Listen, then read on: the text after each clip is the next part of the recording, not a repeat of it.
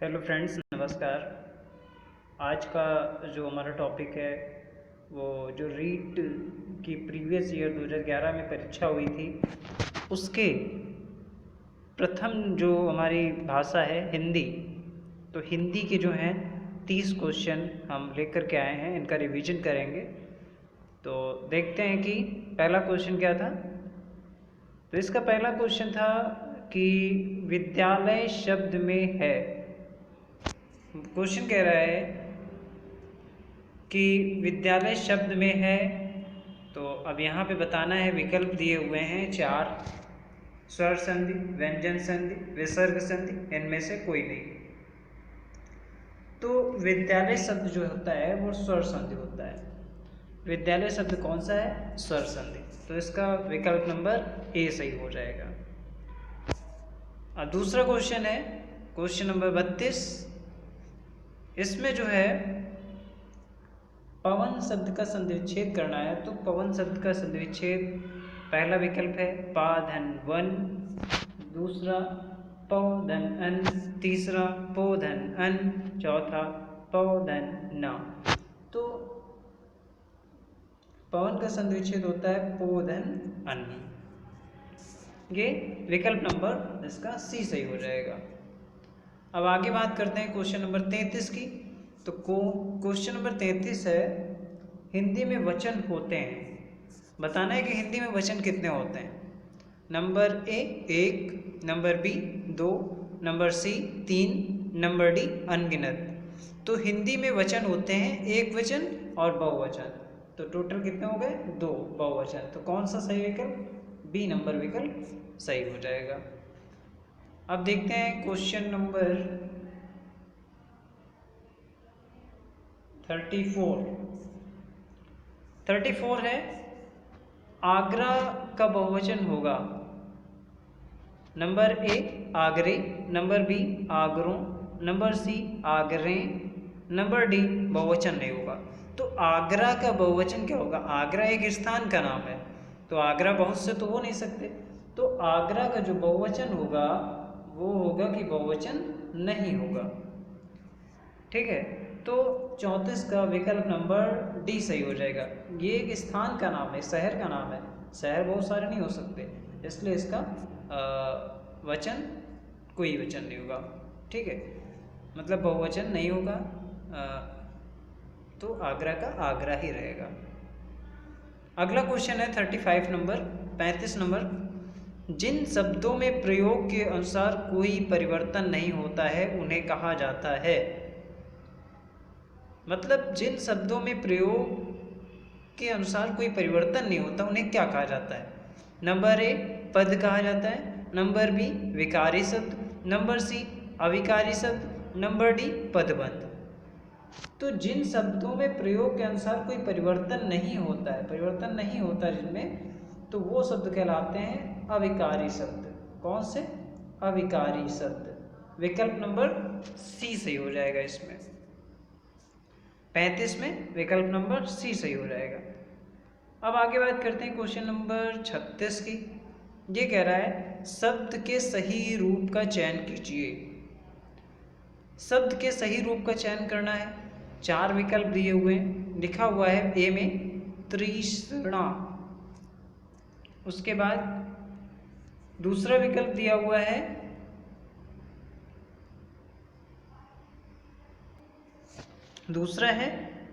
तिरिष्णा, सी number है त्रिसृणा और D है तृष्णा। तो इसमें जो है 36 में क्वेश्चन नंबर 36 का जो है डी वाला विकल्प तृष्णा, ये सही हो जाएगा। ठीक है, तो 36 में कौन सा सही होगा? D number. अब आगे देखते हैं क्वेश्चन नंबर 37 की तरफ चलते हैं। 37 है हमारा, कवि का स्त्रीलिंग रूप होगा।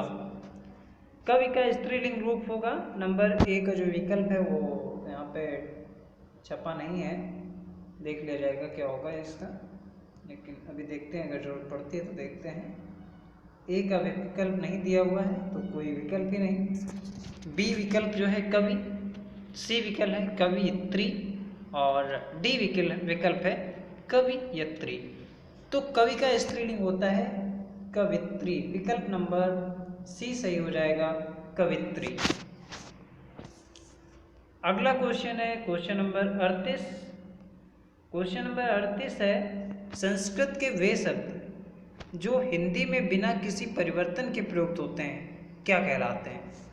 मतलब क्वेश्चन कह रहा है संस्कृत के वे शब्द जो हिंदी में बिना किसी परिवर्तन के प्रयुक्त होते हैं वो क्या कहलाते हैं। तो नंबर ए है संस्कृत, नंबर बी है तद्भव, नंबर सी है तत्सम और नंबर डी है देशज। तो वे शब्द जो हिंदी में बिना किसी परिवर्तन के प्रयुक्त होते हैं उनको तत्सम शब्द कहा जाता है। ठीक है, संस्कृत के वे शब्द जो हिंदी में बिना किसी परिवर्तन के प्रयुक्त होते हैं उन्हें तत्सम शब्द कहा जाता है। तो अब आगे देखते हैं क्वेश्चन नंबर 39। तो 38 में जो है सी सही हो जाएगा। अब 39 नंबर क्वेश्चन कह रहा है कि जब किसी समास में दोनों शब्द प्रधान हो तो उसको कहते हैं। जब किसी समास में दोनों पद प्रधान हो तो उसे कहते हैं नंबर ए द्वंद्व समास, नंबर बी द्विगु समास, नंबर सी प्रधान समास, नंबर डी तत्पुरुष समास। तो कह रहे हैं कि जब किसी समास के दोनों पद प्रधान हो, किसी समास में जब दोनों पद प्रधान होते हैं तो उसमें द्वंद्व समास होता है। ठीक है, जब किसी समास में दोनों पद प्रधान होते हैं तो उसमें द्वंद्व समास होता है। तो विकल्प नंबर ए सही हो जाएगा। 39 में विकल्प नंबर ए सही होगा। ठीक है, 40वां क्वेश्चन है शुद्ध शब्द है। 4 विकल्प दिए हुए हैं, उसमें आपको शुद्ध शब्द बताना है। तो शुद्ध शब्द इसमें क्या है, सब उज्ज्वल लिखा गया है। तो देखते हैं, पहला वाला ये नहीं होगा, दूसरा वाला ये भी नहीं होगा, तीसरा वाला ये भी नहीं होगा, चौथा ये सही हो जाएगा। तो 40 नंबर में ऑप्शन नंबर डी सही हो जाएगा। आगे बात करते हैं क्वेश्चन नंबर 41 की। क्वेश्चन नंबर 41 है अनुरक्त का विलोम शब्द क्या होगा। तो अनुरक्त का विलोम शब्द बताना है। इसमें 4 विकल्प हैं। Question number A way option number A है आरक्त, नंबर बी विरक्त, नंबर सी निरक्त और नंबर डी आसक्त। अनुरक्त का विलोम शब्द बताना है तो अनुरक्त का विलोम शब्द हो जाएगा आपका विरक्त। तो ऑप्शन नंबर बी सही हो जाएगा। इसमें 41 में ऑप्शन नंबर बी सही होगा। अगला क्वेश्चन है क्वेश्चन नंबर 42। निम्न में से किस समूह में सभी शब्द तत्सम हैं। ये बताना है कि निम्न में से किस समूह में सभी शब्द तत्सम हैं। तो पहला विकल्प है ए शर्करा, पवन, ज्येष्ठ, अग्नि।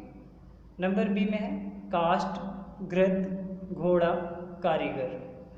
नंबर सी है ओष्ठ, किताब, रानी, चाकू। नंबर डी है निष्ठुर, चम्मच, हाथी, कार्य।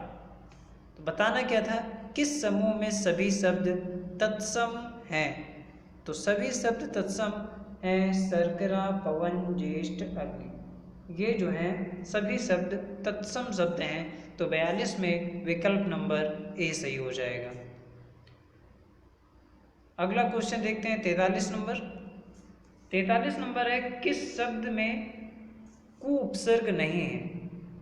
नंबर ए ऑप्शन कुरूप, नंबर बी कुशल, नंबर सी कुकर्म, नंबर डी कुचाल।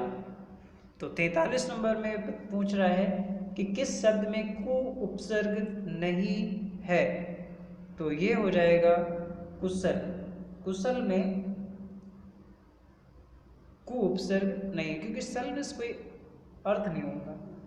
तो जब कोई अर्थ नहीं होता है तो कुशल एक खुद में शब्द है, और जब इसका विच्छेद करेंगे कु धन सल तो कोई अर्थ नहीं निकलेगा। तो कुशल जो है उसमें कु उपसर्ग नहीं लगा हुआ है। अगला क्वेश्चन है 44 नंबर। इन प्रत्यय का प्रयोग किस शब्द में हुआ है। विकल्प नंबर ए है पुजारिन, नंबर बी है कठिन, नंबर सी है चिन्ह, नंबर डी है मीन। तो इन प्रत्यय किसमें लगा हुआ है, तो वो हो जाएगा पुजारिन, ऋण में इन है, पुजारन इन। तो 44 नंबर में हो जाएगा पुजारिन, 44 का ए सही हो जाएगा। अगला क्वेश्चन देखते हैं, क्वेश्चन नंबर 45। क्वेश्चन नंबर 45 कह रहा है जिसमें पहला पद संख्यावाचक हो और जो किसी समूह विशेष का बोध कराए तो वो क्या कहलाता है। मतलब जिसमें पहला पद संख्यावाचक हो और जो किसी विशेष समूह विशेष का बोध कराए उसे क्या कहते हैं। नंबर ए है कर्मधारय समास, नंबर बी द्वंद्व समास, नंबर सी अव्ययी भाव समास, नंबर डी द्विगु समास। तो इसका आंसर हो जाएगा द्विगु समास। इसका आंसर क्या हो जाएगा, डी नंबर विकल्प है द्विगु समास, जिसमें पहला पद संख्यावाचक हो और जो किसी समूह विशेष का बोध कराए वो द्विगु समास कहलाता है। अगला है क्वेश्चन 46 नंबर, द्वंद्व समास है। तो 4 विकल्प हैं, ए लंबोदर, बी अंधको, सी नर नारी और डी शरणागत। तो इसमें पूछ रहा है द्वंद्व समास कौन सा है। तो 46 नंबर का जो है आंसर हो जाएगा नर नारी। सबसे पहली पहचान द्वंद्व समास की, उसमें डैश लगा होता है, नर और नारी ये शब्द आ रहे हैं तो ये द्वंद्व समास हो जाएगा। ठीक है, विकल्प नंबर सी सही हो जाएगा। अगला क्वेश्चन है 47, नगर में रहने वाला को क्या कहा जाता है। नंबर ए शहरी, नंबर बी नागर, नंबर सी नगर वधु, नंबर डी नौकर। तो इसका आंसर हो जाएगा नागर। नगर में रहने वाले को नागर कहा जाता है, विकल्प नंबर बी सही हो जाएगा। अब देखते हैं अगला क्वेश्चन, क्वेश्चन नंबर 48। तो 48 वाला क्वेश्चन है जातिवाचक संज्ञा नहीं है। इसमें 4 विकल्प दिए हुए हैं, नंबर ए सरसों, नंबर बी लोहा, नंबर सी लकड़ी, नंबर डी पुस्तक। अब इसमें ये बताना है कि जातिवाचक संज्ञा इनमें से कौन सी नहीं है। तो इसमें हो जाएगा सरसों, सरसों कोई जातिवाचक संज्ञा नहीं है, तो विकल्प नंबर ए सही हो जाएगा। 48 में विकल्प नंबर ए सही हो जाएगा। अगला क्वेश्चन है क्वेश्चन नंबर 49, निम्न में से किस वाक्य में संप्रदान कारक है। क्वेश्चन कह रहा है निम्न में से किस वाक्य में संप्रदान कारक है। तो पहला विकल्प है मेरा घर स्टेशन से बहुत दूर है, विकल्प नंबर बी है राम घर पर सो रहा है, विकल्प नंबर सी है राजा ने निर्धनों को कंबल दिए, और नंबर डी है निसार खेलता है। तो इसमें हो जाएगा राजा ने निर्धनों को कंबल दिए।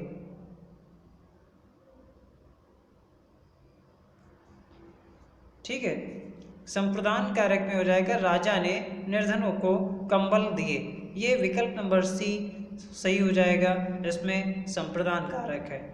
अब क्वेश्चन नंबर 50 की बात करें, 50 में वह स्वतः ही जान जाएगा में वह सर्वनाम है। वह जो शब्द है उसमें कौन सा सर्वनाम है।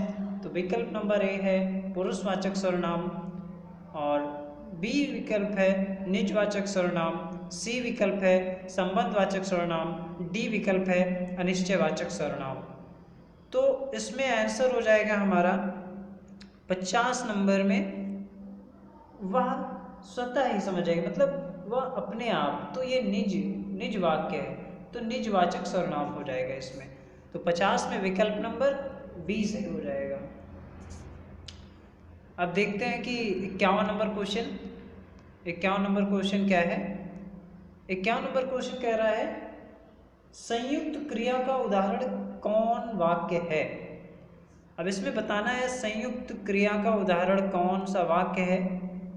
तो देखते हैं संयुक्त क्रिया का उदाहरण क्या है उदाहरण दिए हुए हैं। नंबर ए है रस्सी जल गई, नंबर बी सीता पढ़ रही है, नंबर सी तुम प्रतिदिन पढ़ने आया करो। नंबर डी, बच्चा सोता है। अब संयुक्त क्रिया का उदाहरण कौन सा वाक्य है? ये जो हो जाएगा हमारा, तुम प्रतिदिन पढ़ने आया करो, ये संयुक्त वाक्य है। तो विकल्प नंबर हमारा सी सही हो जाएगा, तुम प्रतिदिन पढ़ने आया करो। 51 में सी सही हो जाएगा। अब बात करते हैं 52 नंबर की। जो 52 नंबर कह रहा है, सरल या साधारण वाक्य किसे कहते हैं? पहला विकल्प है जो छोटा हो। नंबर बी है जिसका अर्थ सरलता से समझ में आ जाए। नंबर सी है जिसमें एक कर्ता और अनेक क्रियाएं हों। नंबर डी है जिसमें एक उद्देश्य, एक विधेय और एक ही क्रिया हो। तो 52 नंबर का विकल्प सही हो जाएगा डी वाला, जिसमें एक उद्देश्य, एक विधेय और एक ही क्रिया हो, वो हमारा सरल या साधारण वाक्य कहा जाता है। ठीक है, तो 52 का विकल्प नंबर डी सही हो जाएगा। आगे बात करते हैं क्वेश्चन नंबर 53 की। तो क्वेश्चन नंबर 53 है हमारा, मोहन बाजार जा रहा है। इस वाक्य में उद्देश्य है। अब इसमें उद्देश्य क्या है ये बताना है। Number A Mohan, number B खरीदारी, नंबर सी घूमना, नंबर डी बाजार। तो मोहन कहाँ जा रहा है? मोहन बाजार जा रहा है। इसमें उसका उद्देश्य क्या है? उसका उद्देश्य, किसका उद्देश्य? मोहन का। तो उसका वाक्य में उद्देश्य क्या है? मोहन। तो विकल्प नंबर इसमें जो है ए सही हो जाएगा। 53 में विकल्प नंबर ए सही हो जाएगा, मोहन। अब आगे बात करते हैं, निम्न में से मिश्र वाक्य है। नंबर ए वर्षा हो रही है। नंबर बी मैं पढ़ता हूँ और वह खेलता है। नंबर सी सुधीर पढ़ता है। नंबर डी मैंने सुना है कि नीना पास हो गई।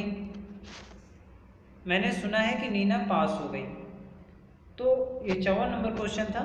4 विकल्प बता दिए गए हैं। अब इसमें आपको बताना है कि कौन सा आंसर सही है। तो मिश्रित वाक्य बताना है। तो मिश्रित वाक्य में हो जाएगा कि मैंने सुना है कि नीना पास हो गई है। मैंने सुना है कि नीना पास हो गई है। विकल्प नंबर डी इसमें सही हो जाएगा, 54 में डी। अब आगे बात करते हैं 55 नंबर की। ये कह रहा है किसी के कथन को उद्धृत करते समय किस विराम चिन्ह का प्रयोग किया जाता है? कह रहे हैं किसी के कथन को उद्धृत करते समय किस विराम चिन्ह का प्रयोग किया जाता है? नंबर ए विस्मयवाचक चिन्ह, नंबर बी अवतरण चिन्ह, अवतरण या उद्धरण चिन्ह, नंबर सी प्रश्नवाचक चिन्ह, नंबर डी निर्देशक चिन्ह। क्वेश्चन एक बार फिर पढ़ते हैं, किसी के कथन को उद्धृत करते समय किस विराम चिन्ह का प्रयोग किया जाता है? तो इसमें किया जाता है अवतरण या उद्धरण चिन्ह का। ठीक है, किसी के कथन को उद्धृत करते समय अवतरण या उद्धरण चिन्ह का प्रयोग करते हैं। तो 55 में विकल्प नंबर बी सही हो जाएगा। ठीक है, आगे क्वेश्चन देखते हैं 56 नंबर। 56 नंबर क्वेश्चन कह रहा है सही विराम चिन्हों वाला वाक्य है। सही विराम चिन्हों वाला वाक्य है, तो देखते हैं। नंबर ए ऑप्शन है जो पत्र आज आया है कहाँ है। नंबर बी है जो पत्र आज आया है पूर्ण विराम और कहाँ है। पहले वाला ऑप्शन जो था उसमें कॉमा लगा था, जो पत्र आज आया है उसके बाद कॉमा, उसके बाद कहाँ है लगा के क्वेश्चन मार्क। तीसरा विकल्प है जो पत्र आज आया है कॉमा, उसके बाद लिखा है कहाँ है पूर्ण विराम। उसके बाद डी विकल्प है जो पत्र फिर कॉमा लगा है, उसके बाद आज आया है लिखा है फिर कॉमा और कहाँ है। तो इसमें कह रहा है सही विराम चिन्हों वाला वाक्य कौन सा है? तो ये हमें देखना पड़ेगा कि सही विराम चिन्हों वाला वाक्य कौन सा है। तो वो दो जो है, जो पत्र आज आया है और कॉमा लगा हुआ है और लिखा है कहाँ है, तो ये सही हो जाएगा विकल्प नंबर ए। 56 का विकल्प नंबर ए सही हो जाएगा। इसमें लिखा है जो पत्र आज आया है कॉमा कहाँ है और क्वेश्चन मार्क। तो विकल्प नंबर ए सही हो जाएगा क्वेश्चन नंबर 56 में। अगला प्रश्न है प्रश्न नंबर 57। 57 नंबर प्रश्न कह रहा है शेर को सामने देखकर डैश डैश डैश बिंदु रखे बने हुए हैं, यह वाक्य किस मुहावरे से पूर्ण होगा। विकल्प है मैं सातवें आसमान पर पहुंच गया। नंबर बी विकल्प है मैं आग बबूला हो उठा। नंबर सी है मैंने आसमान सिर पर उठा लिया। और नंबर डी है मेरे प्राण सूख गए। तो कह रहा है कि शेर को सामने देखकर यह वाक्य से मुहावरे से पूर्ण होगा। अब इसमें 4 विकल्प थे, चारों विकल्प हम बता दिए हैं। अब आपको बताना है कि इसमें कौन सा विकल्प सही होगा। तो इसमें होगा कि शेर को सामने देखकर मेरे प्राण सूख गए। विकल्प नंबर डी सही हो जाएगा। 57 में विकल्प नंबर डी शेर को सामने देखकर मेरे प्राण सूख गए। अब बात करते हैं क्वेश्चन नंबर 58 की। तो 58 नंबर क्वेश्चन है सही मुहावरा है। सही मुहावरा कौन सा है। इसमें पहला विकल्प दिया हुआ है नेत्रों में मिट्टी डालना। नंबर बी है आंखों में रेत फेंकना। नंबर सी है आंखों में धूल झोंकना। नंबर डी है आंखों में कचरा डालना। अब इसमें बताना है कि सही मुहावरा कौन सा है। 4 विकल्प हैं नेत्रों में मिट्टी डालना, आंखों में रेत फेंकना, आंखों में धूल झोंकना, आंखों में कचरा डालना। तो 58 नंबर क्वेश्चन का आंसर हो जाएगा आंखों में धूल झोंकना। ये जो है विकल्प सही होगा। आंखों में धूल झोंकना ये एक मुहावरा है। तो विकल्प नंबर सी सही हो जाएगा कि आंखों में धूल झोंकना। 58 नंबर में विकल्प नंबर सी सही हो जाएगा। अगला क्वेश्चन है 59 नंबर हाथ ना आना। इस मुहावरे का निकटतम अर्थ है।